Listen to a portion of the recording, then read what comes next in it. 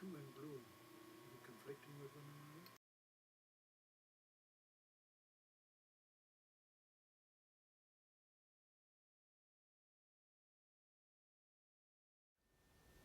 We paid for a Spitfire. Yeah, we paid for a Spitfire. And how the hell did you do that? Easy. By writing to our paymasters in each regiment, telling them to deduct X number of pounds from our accounts and put into a solid account and pay for a Spitfire. We did that. And it was named Freedom. Yeah, it flew. We paid for a bomber. Same way. We had a book published, which this is a copy, Barbed Wire. It waited for me because again, I told my paymaster to pay for 3 copies. I forget what it cost me. But when I got home, they were there. I gave one to the British Red Cross and I kept 2. One I still have. So my time in Hohenfels was not spent wasted. I learned judo. I was capable of shorthand 140 words a minute. I learned the law Bible, Moriarty's law of book law, backwards. I could recite every definition of crime in the British law books. I became an instructor in first aid. I became a medalist in the Royal Life Saving Society. I have a certificate signed and a letter signed by Lord Mountbatten, all in record of mine. I brought back with me close to 200 photographs out of that camp. I brought 2 newspapers, which were published by us. We published newspapers, yes. We paid for by German money. We paid for newspapers with German money, yeah. Cigarettes could buy anything. We would give a German cigarettes, he would give us German money.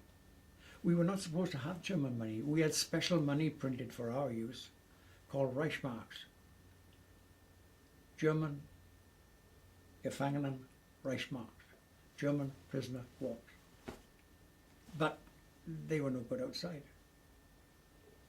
So we bought the German currency off the Germans, cigarettes. How did you do that? By giving a cigarette to a German and say, here, take, nehmen Sie, take's mit, take it with you. Greed is fed with bribes, and it's simple. You don't have to be bombastic. You don't have to have a gun. Talk and bribe. And this is what we did. Hohenfels, Stalag 383 was an amazing camp. There wasn't another like it. We did not have outrageous escapes, but that's not quite correct, because we did have one.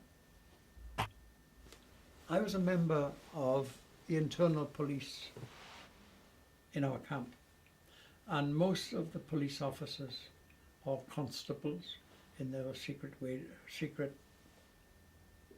police force inside the camp were guardsmen like me, men 6 feet and over. So there's not many people that's going to argue with a bunch of clients 6 feet and over. They come up and say, hey, move, or what the hell are you doing?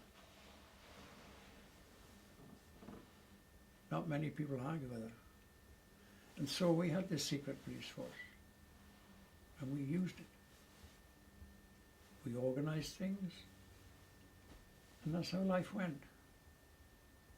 Now we knew that life couldn't go on as a prisoner, and we knew that the Germans couldn't last because they were being bombed to hell.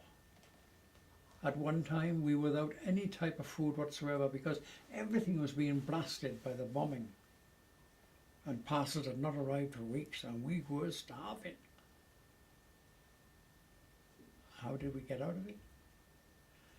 The International Red Cross knew what was going on, and so, with the help of soldiers who had escaped into Switzerland, were used as drivers, dressed in international clothing, dressed in army vehicles, which are all painted white with huge red crosses all over them.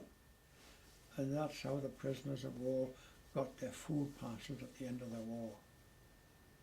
Because the Germans were not feeding us. They couldn't. They had nothing. They had nothing.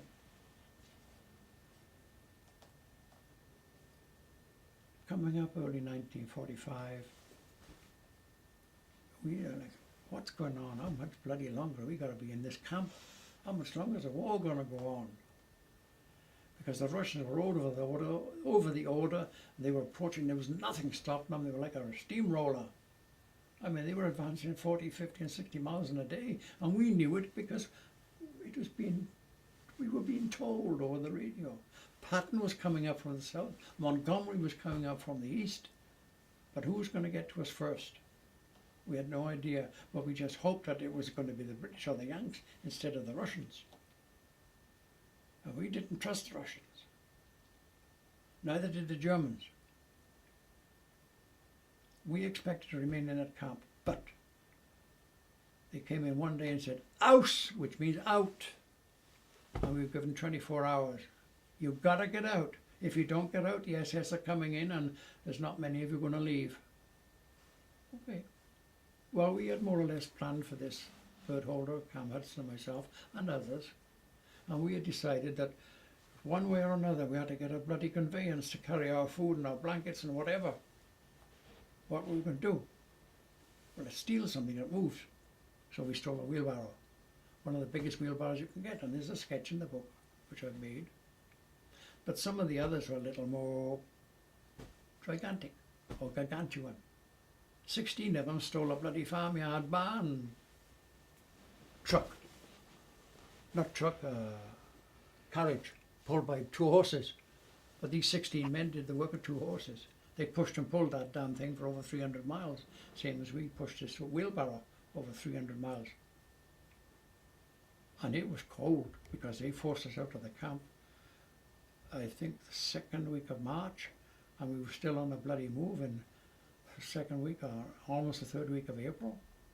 And it was cold, it was wet, and it was snowing.